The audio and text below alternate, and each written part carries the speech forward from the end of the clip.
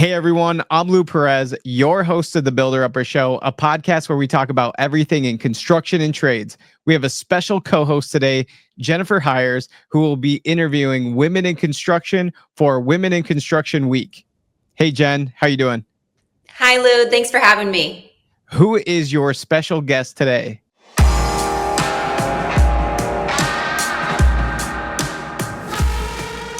All right, welcome to the show. And today I am absolutely thrilled to welcome our guest, Coty Fournier.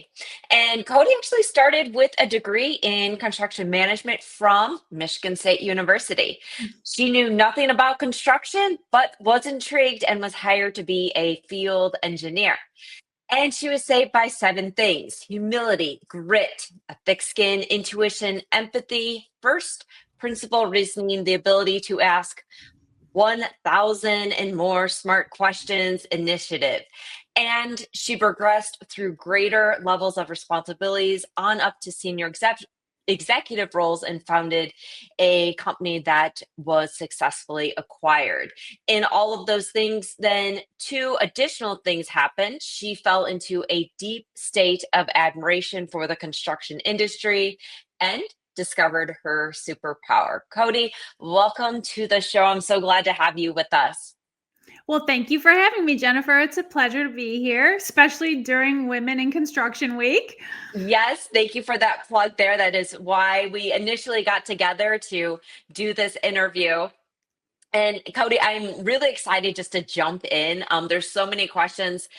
We were talking even before the show. I think that we could have kept talking, and we finally had to decide we need to start recording. But share your journey into that construction industry and what did inspire you to pursue construction. Well, it's an interesting story. I'll tell you, it started back in my journey at Michigan State. So when I was enrolled there as a freshman, I wasn't sure what I was going to major in. And way back in the day before the internet, they had a catalog of majors you could choose from.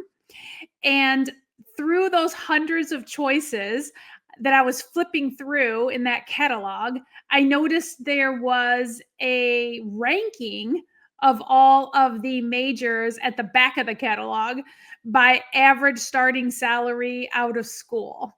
Nice. And construction management was really high on that list. I think it was number 2, if I'm not mistaken. So I was like, what is this? This thing that you can make good money. And I thought, oh, let me see what that is. Let me learn more about it. So I made an appointment with the advisor of the program and learned a little bit more about it. I learned that half of the classes were in the College of Engineering. They were like technical oriented classes. And then the other half were business and management courses, of course, from the College of Business. And so I just thought it is going to be a well-rounded education. If nothing else, I'll be getting the business and the technical sides of things. And I thought if I could do well in this, like actually be good at it, then perhaps I could write my ticket in a really interesting career that apparently pays well and also probably has very few women in it. So I thought maybe there's an opportunity for me to kind of stand out and be unique, assuming I could do it well. So I kind of took a chance on all of those things. It wasn't a super huge passion or anything like that. It was more like a pragmatic decision.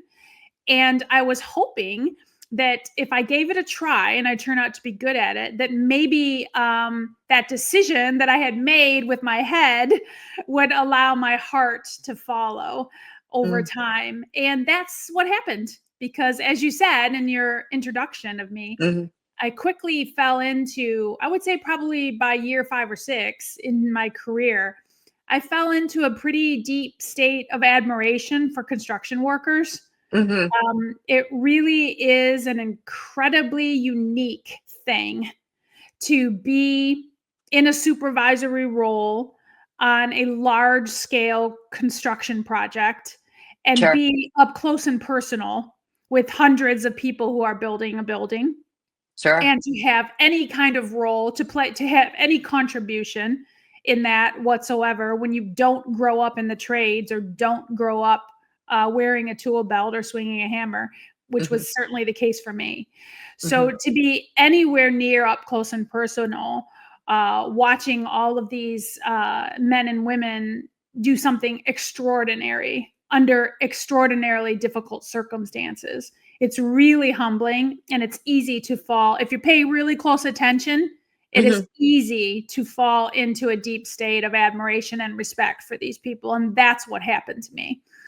Yeah, absolutely. And so in the introduction, I said, you're saved by 7 things, right? Humility, grit, thick skin, intuition, empathy, first principle reasoning, the ability to ask 1,000 smart questions, Yes. and having that initiative. So is that what you found in going in the construction industry with just being intrigued right out of college? Those really saved you through. They really did, because I say those things saved me. And I know what you're talking about. You're reading from a very popular post that I put on LinkedIn, where I'm trying to help construction companies to understand, when you're hiring rookies like myself, right, who are coming into the industry with little to no experience, which was certainly the case for me, then if you're not hiring someone based upon their proven track record, right, their proven experience, then what should you hire them for? What are the qualities of which you should hire someone for?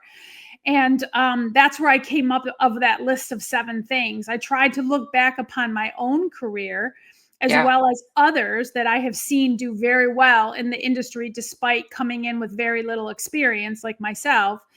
And I kind of ended up discerning that list of 7 qualities that if you can at least bring in those things, you've got a shot at being successful. You've got a shot at learning on the job in what will often be, to be honest, will often be quite a sink or swim kind of environment. It's extremely difficult to teach people how to build.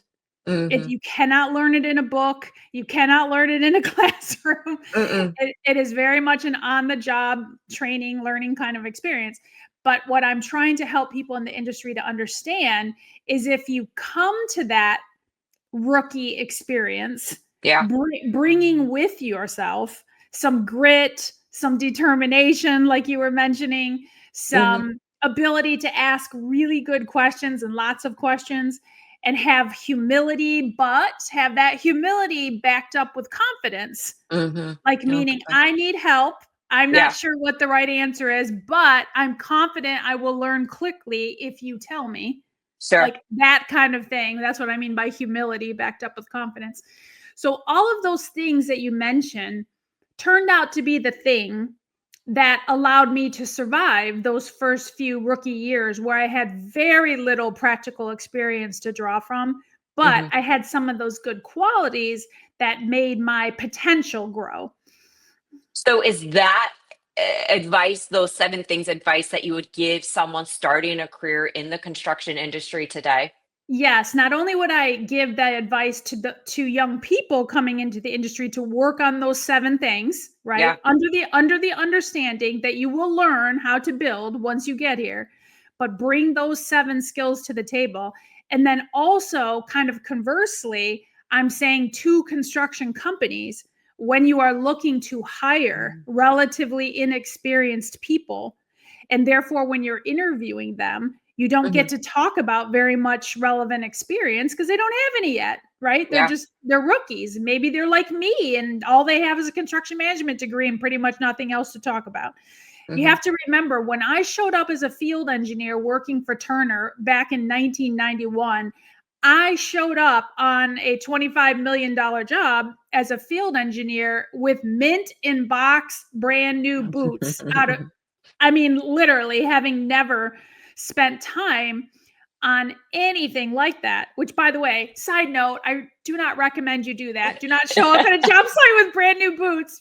That was no Please one go warned put them me in the mud about of it. But my point is, to companies who are hiring rookies like myself back in the day, what I'm saying is, look for those 7 qualities.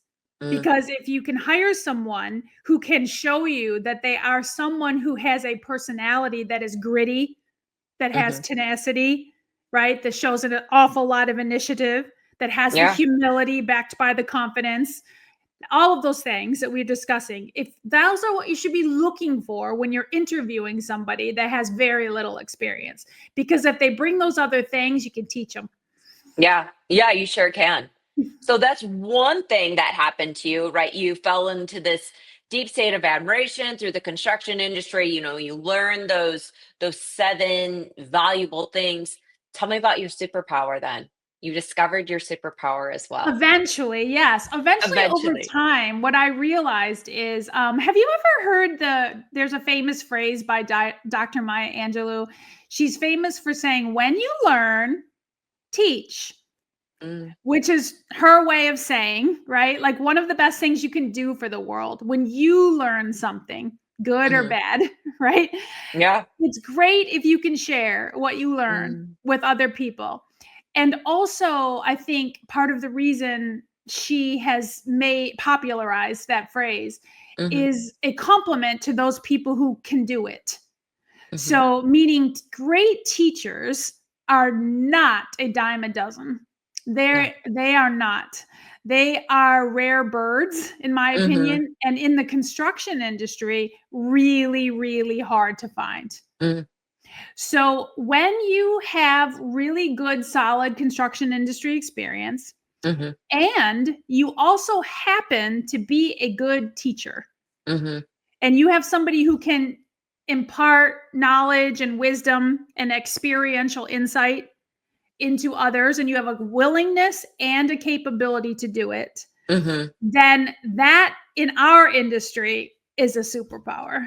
And that's what I learned over time that I was good at doing. mhm, And I kind of discovered it um accidentally, really, mhm, throughout my career. But what happened is I realized that I had this natural propensity to, when something happened to me, I mhm, had this natural propensity, like Dr. Maya Angelou's quote, when you learn, teach. So I had this kind of habit that when I would learn something, maybe it's a great thing that I learned, like a good lesson, or maybe it's a bad mhm, thing that happened and it's therefore a bad lesson. My natural behavior was to tell other people about it. mm, Oh, this happened to me. This is what I learned. And it was just my natural behavior. And mhm, then over time, what I realized is this is a calling for me. This is something mm, that I enjoy. This is something that I can contribute to the industry, right? This could be part of my legacy. So, slowly over time, I started looking for all kinds of ways of which I could transfer my own knowledge and my own experience to other people. And it just showed up in all kinds of ways, mm. whether I was being paid to do it or not. So, Yeah. even when it wasn't my actual job description, I was always looking for ways, little opportunities, little passion pet projects on the side where I could share what I had learned with others. And so it has manifested itself over 30 years in a whole variety of ways, from training and development workshops that I would create for whatever company I was working for, even though that wasn't my job description. Yeah. From that to speaking countless times at industry associations and doing keynotes and workshops. I basically created a whole like kind of professional speaking career on the Mhm. side of my career that was always ongoing. Yeah. Writing articles for industry publications. I wrote a book that's been Let's talk about this incredibly book. successful. I'm Yes, sorry? let's talk about this book. Okay, so yeah, I Yes. published a book called Inside Construction's Most Valuable Players, Mm, MVPs, which is like a guide. It's like a career development guide for people that come into the construction management industry who are young and ambitious and are kind of looking for intelligent insights, for strategies, if you will, to mm, fast track their career towards the executive ranks of the industry, along with some very helpful insights to succeed once you get there. Like where I'm talking about avoidance of common pitfalls that happen to people when they reach the executive ranks and all kinds of yeah. things like that. And so just writing my book and going on a book tour and talking about all the things that are in it, as well as a ton of mentoring things that I do on a regular basis, whether it be like this podcast we're having right now, right? Or the countless other podcasts that I've been a guest on, as well as I have my own podcast that Michigan State University asked me to host for mentoring construction management professionals across the country. To all kinds of executive coaching and leadership development that I do in my career, in my job as a senior consultant with WellBuilt. It's one of the things that I do. So that's a really long answer to your question, but slowly over time, that's the superpower that I realized I had. I realized that is my greatest contribution to the industry, is that I have a desire and a capability and a willingness to share the things that I've learned over the years and develop teaching skills that are pretty rare in our industry. Because I say this all the time, Jennifer, but I believe strongly that teaching at its essence is a performance art. And so that's what I mean by not everybody can do it. And so when you find people in the construction industry, I'm certainly not the only one, but when you can find people in the construction industry who have deep, relevant technical knowledge, right? They have all the hard skills that are available in the industry, but then, and they're combined with really good soft skills that include the ability to teach what you know. That's a pretty small intersection of people. So when construction companies find someone like that, they're really valuable. Hold on to them. Yeah. Where can listeners find your book? Where can they order it you to can learn from you? you can search for, it looks like this. Okay. And you can find it on Amazon easily. Just search under my name or search under the title, which is Inside Construction's MVPs, Most Valuable Players, or search for my name. Awesome. And you'll find it. Yeah. Thank you. Yeah, no, definitely. I wanted to put a plug into your book, especially like you said, being that teacher and where people can learn from you. As you said in the introduction, we are in the week of celebrating women in construction. So let's shift gears and let's talk about women in the construction industry. So what unique challenges do women face? And then how can we actually address them? Yeah, it's a great question. And you can imagine over the past 30 years, how many times I've been asked that in various forms, because let's be honest, when I started, Jennifer, there were so few of us. Yeah. There really were. There were very few women in the industry, particular in operations oriented positions, and particularly in the field. I think that we're still a huge minority in field operations for construction companies, without a doubt. But as you can imagine, it's grown substantially since I first started. So there's a lot more women now than there was. I'm sure I was one of a handful back in the 90s. And so that's part of the reason why I went on the journey that I went on, that includes all of this teaching and mentoring and stuff, is because I've been attempting to become the role model that I needed when I was young. I did not have that.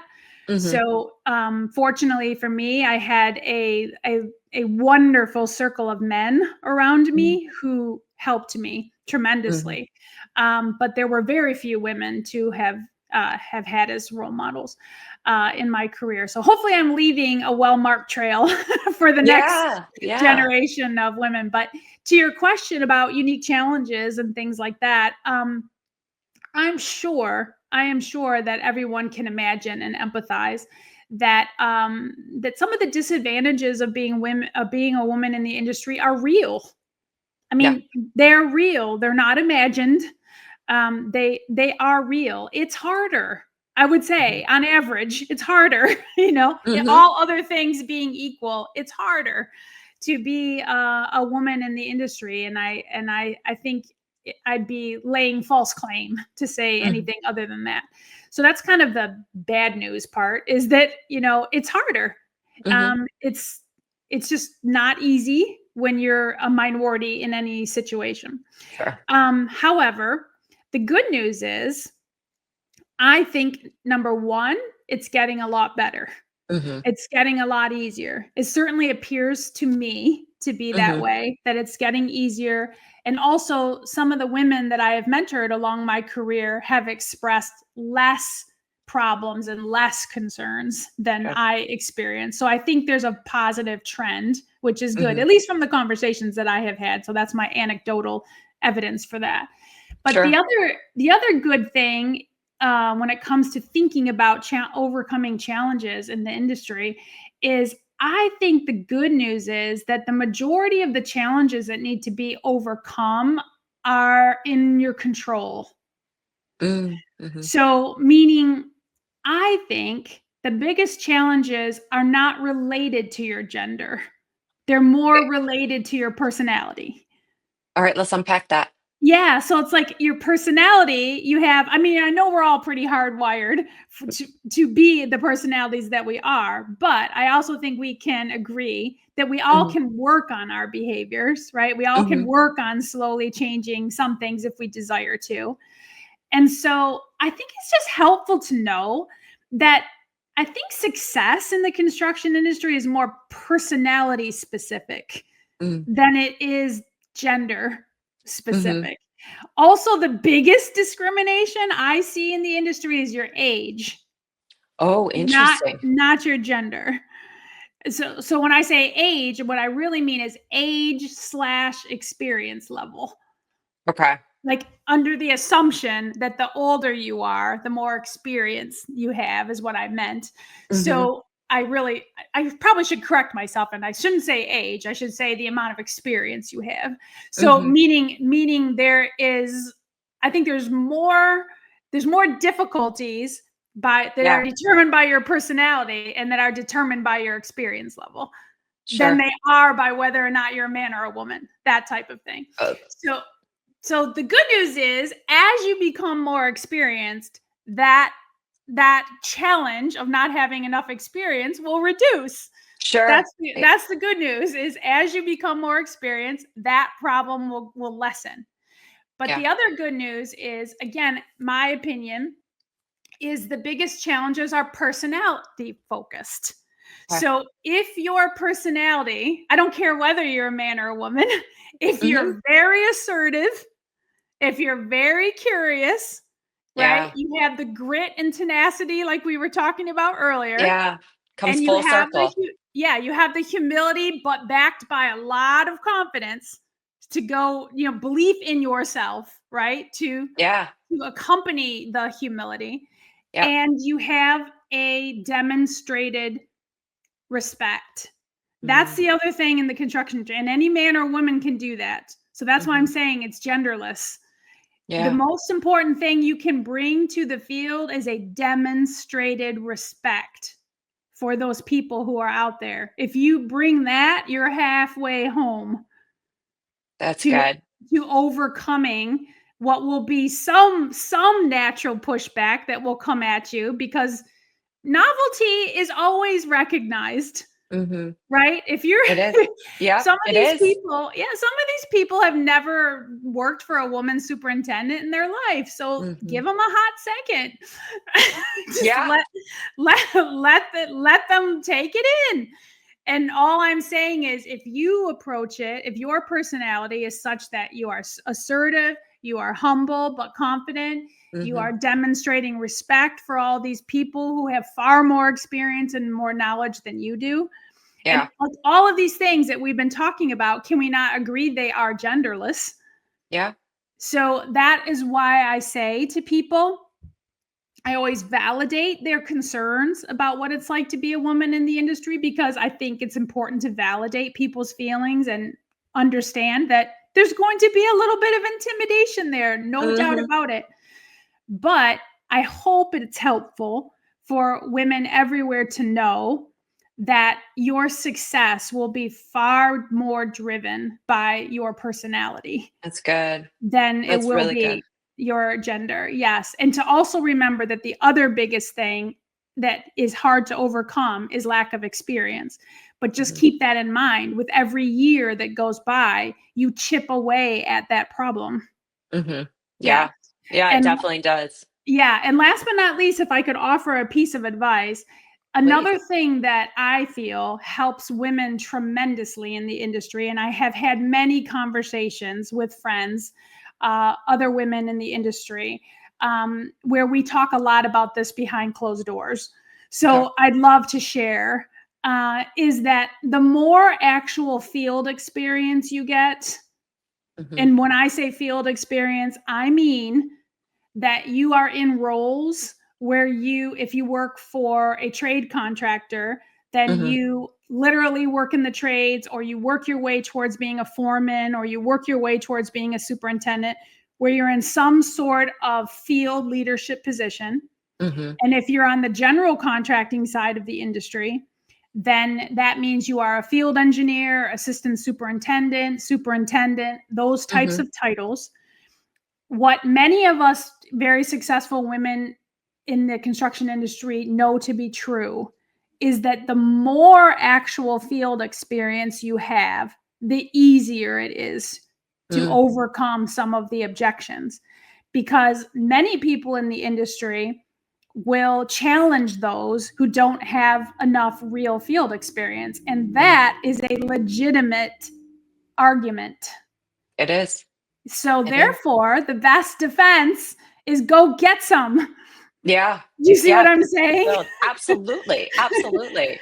Go get some and make that objection go away. You don't have, I tell people all the time, I don't even have as much field experience as I would like. I mean, in case you ask me at some point, let me preempt a question you are likely to ask me at some point. You might ask me, well, if I could go back and give advice to my younger self, right? Like, what would I? Yeah, that would be the next question. Yeah. Okay, what would I do differently? Yeah. So that would be one of my responses is, even though I was fortunate to start my career in the field and get some really good, solid field experience, one thing I know for sure, Jennifer, is I've never, ever, ever, ever heard a senior level executive in the construction industry ever say the words, I got too much field experience. Yeah. Like, that's just like not a thing. Okay. So meaning you kind of can't get enough, right? Like, it will always be valuable to you. Yeah. So that's just something to, for everyone listening to realize that that's something that's within your control. So one of the ways you can make sure that you kind of even the playing field, if you are a woman coming into the industry or already in the industry and working your way through your career, one of the ways you can even the playing field is to maximize your own amount of field experience. If anything, I wish I had more, right? To answer your question of what I would do differently. If anything, I would have stayed out in the field even a little longer, just to make sure that I was maximizing my time out there and therefore minimizing the objection of me not having enough. Does that make sense? It does. Yeah. And continuing to learn and getting, again, more valuable experience. Yes, exactly. So, and keep in mind, again, that's a genderless comment that we're talking about right now. Most people on the construction management side of the equation don't really have enough true field experience, men or women. So that's just an example of the kind of thing for any woman that's listening. You want to get ahead and you want to earn respect. Go out there and be one of the people who is gaining more and more and more field experience. And just keep in mind, again, you don't have to stay out in the field long enough to become, say, a world-class level project superintendent or something like that. I certainly did not accomplish that. But I know some women who have, and they are incredibly good at it, incredibly good at it. So I know that from experience, that even if you do not make the career choice that leads you to becoming a world-class level superintendent, for example, the next best thing is to spend enough time in the field working underneath one of those world-class superintendents so that over time in your career, when it comes time for you to be responsible for hiring superintendents or helping to manage superintendents, then you will know from your own first-hand experience exactly how one should think and behave. That's good advice. It's Yeah. good advice. Yeah. Again, you've learned and now you're able to teach based on that experience that you have gained in the field and in the industry itself. Yep. Um, But if I and had then a do-over, I'd get even more field experience. So more that's how much field I'm trying experience. to drive home that point. And that could be in any industry. I mean, it really can. You can apply that to many, many, many industries. So just Certainly. overall it is. It just doesn't have to be construction. Exactly. Um, It's just that in construction, right? You're making a great yeah. point, Jennifer. Let me expound upon the great point you just made. Yeah. In the construction industry, what do we sell? A contractor sells work in place, Mhm. meaning we get hired to build a building, right? Mhm. Every month, we get so much of it done. Like we make progress. We Mhm. bill the client for that amount of progress that we got done. We call that Yep. work in place. Yep. Okay. That's what we get paid for. That. Yep. Everything else is supportive by definition. Okay. Mhm. So, my point of bringing that up is to say, can you see how you really arm yourself with a lot of potential when you Mhm. work for a construction company if you know how to do the actual thing that we Mhm. actually get paid for? Mhm. That Yeah. is sound advice, as you just said. That is sound advice no matter what industry you work in. Yeah. So if it's not construction and it's something else, whatever is the something else industry that you work in, learn how Yeah. to do that actual thing Yeah. 'Cause that's what because you're paid to do. yeah, because that's how you write your ticket to the top. You need to be sound and competent and knowledgeable of the thing that your company Mhm. actually sells. And in Mhm. construction, in the contracting world, it's work in place. You need to know how to actually build. That's what we get paid for. Yeah. The thing you were hired to do. Yeah. Yes. Absolutely. Absolutely. Well, I want to get your insights on emerging trends, right? So, what emerging trends do you believe will just really significantly impact the building industry, construction industry in the next, let's say, 5 years? Yeah. Well, there's a couple that come to my mind. Hmm. First of all, I think there's just a significant amount of like a tipping point. I think we're Hmm. nearing a tipping point towards construction technology. Hmm. So, 20 years ago, 30 years ago, like when I started, no one even had email or anything, right? So Hmm. you can imagine how I much know. change I have seen happen. But the construction technology space is Hmm. really maturing and we are hitting a tipping point, I think. So to answer your question, in the next 5 years, I do think there's going to be kind of an understanding of an emergence of the Hmm. most powerful technology tools that are going to be helpful. And Yeah. I'm sure that some of that will include AI focused things at this point, right? Because it's Yeah. clearly here to stay and not a It fad is. that's going. Mhm. So I would say proficiency and knowledge and exposure to the construction technology side of things will be helpful in Mhm. order for companies to establish understanding and fluency in Mhm. whatever are the tools that emerge dominant, because Yeah. right now there's a bunch of things that are all There are. out there emerging and competing, but I'm sure over the next 4 to 5 years there's going to be a perhaps a consolidation of the Mhm. industry as we all figure out what are the best actual tools that are Mhm. actually helpful, right? Mhm. Etc. So lumber, for example, would be Mhm. would be the type of company that has emerged in that space with Mhm. We have. actual usable tools that have a return on investment, Mhm. right? And that those tools like lumber that are figuring out how to be actually valuable, Mhm. have an actual return on investment, and have the ability to be implemented with a reasonable amount of ease, Yes. user adoption, that people will actually use it, all of those Mhm. kinds of things. So I think lumber is an example of, Mhm. of one of the companies that will emerge in the consolidation of things. Yeah. So construction technology would be one trend that I think is clearly here to stay. Another couple that come to my mind are, I think, the companies who figure out how to bridge the gap between the Mhm. office and the field Oh, good. are likely to have some operational advantages, I think, and Mm-hmm. some profitability advantages. Mm-hmm. It's kind of an age-old problem, Jennifer. Like Mm-hmm. if you've worked in the construction industry for long enough, you'll run into this issue. Mm-hmm. It's really common, and it's just a challenge that I think no one construction company invented. Mm-hmm. I think it's just kind of a difficult phenomenon Mm-hmm. that happens in the industry, and so everyone's kind of up against it to Yeah, one degree or another. But there tends to just be these two camps of there are. everyone that goes to work in the office and Yeah, everyone that goes to work in the field where the actual building is happening, right? yeah, And then the office is further fragmented these days by who goes to work in the office and who works remote. yeah, So you've yeah, got that further fragmentation going on. So in a way, it used to just be two camps, the field and the office, but now can yeah, you see how it's kind of three camps? yeah. Because now it's like the office that's in-house and the office that's remote and then the field. So there's like three Mm-hmm. camps. Like, so bridging all of these divides Yeah, is not easy. And yeah.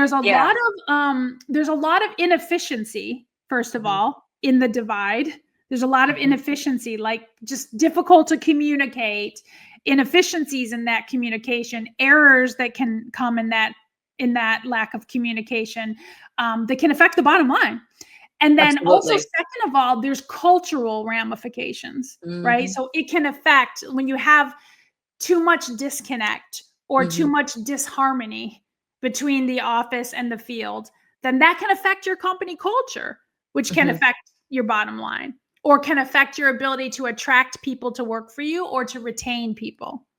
Yeah. So all of those reasons, I think, make this kind of an emerging trend that's really important. And Mm-hmm. companies that make small but steady improvements Mm-hmm. in the connectivity Mm-hmm. and the harmony between the Yeah. office and the field, I think, have an advantage. And then the third trend, I think, that popped into my head when you asked the question Mm-hmm. would maybe revolve around the growing concern that is legit Mm-hmm. over mental health Oh, in yeah. the construction industry. And Yes. that, by the way, is not exaggerated. Mm-mm. I think is a legitimate issue. It is Mm-hmm. extremely stressful, or Mm-hmm. can Mm-hmm. be extremely stressful to work in the construction industry, mentally Mm-hmm. stressful. And Mm-hmm. then on top of that, for everyone who truly works in the field, all trade workers, it is physically exhausting. Mm-hmm. It is. So, Yeah. so you have physical exhaustion on top of mental exhaustion, and that is a lot. I mean, Yeah. that will age anyone quick. Yeah, it will. Yeah. Yeah, so it's hard, and that's why I tell people that, come into the construction industry by all means. Mm-hmm. You can have a tremendous career. It can be lucrative. You can do Mm-hmm. extremely well. But I also tell people to come into the industry with their eyes wide open Yeah. because it is not for everyone. It is Yeah. it is not a tea party. No. Great And so people in the construction industry, like yourself. There are so many great people that you will come across, but you're exactly right. Yep. Eyes yeah. wide open. Yeah, your everyday daily experience, right? I Mm-hmm. think it's not a tea party. So Yeah. you have to go into it understanding that it's very mission oriented Mm-hmm. and it attracts highly competitive, assertive, and aggressive people, Mm-hmm. that are winning, that are focused on winning, highly Mm-hmm. competitive people, as I mentioned before. And it's extremely stressful. It can be extraordinarily dangerous. All of these things, right? Yeah. Um, do make for interesting ingredients into a cocktail that Yeah. not I everyone can do. drink. No. Yeah, it's not for everyone. So, but No. it is a wonderful challenge for those people who really have an ambitious desire to tackle it Mm-hmm. and kind of come with that really assertive, gritty personality we were talking about. Yeah. Going full circle. Mhm. Absolutely. Yeah. Yeah. I wish we had more time to spend. We are out of time, Cody, but I've truly enjoyed our conversation, learning from you, one that's been in the industry. So tell listeners, where can they find you if they want, coaching, be on podcasts, speaking events? What's the easiest way to get in touch with you? Oh, probably the easiest way is just connect with me on LinkedIn. Okay. I have quite a presence on LinkedIn, and I'm in there almost every day. And I'm pretty sure that I'm the only Coty Fournier in the world. So if you just search my name in LinkedIn, you will find me. And I would love to Awesome. talk with you, help you in any way that I can to just survive and thrive in the commercial construction industry. So feel free, connect at will. And also, if as a company you are interested in needing any help into the growing of your company, strategic growth initiatives, operational excellence initiatives, leadership development within your team, succession planning, all of those things are consulting practices of the well-built team where I work, where we excel. So if anyone out there is listening and needs help with any of those things, you can reach out to me and I can talk to you about that as well. Awesome. Well, I invite you to come back on the show. We'd love to have you again and dig a little bit further in. So hopefully we can have that in the future. And for our listeners out there, we're going to put a survey in the comments. So if you would just go ahead and fill out that survey, that would help us out greatly. So again, Coty, thank you so much for joining us. And until the next episode then.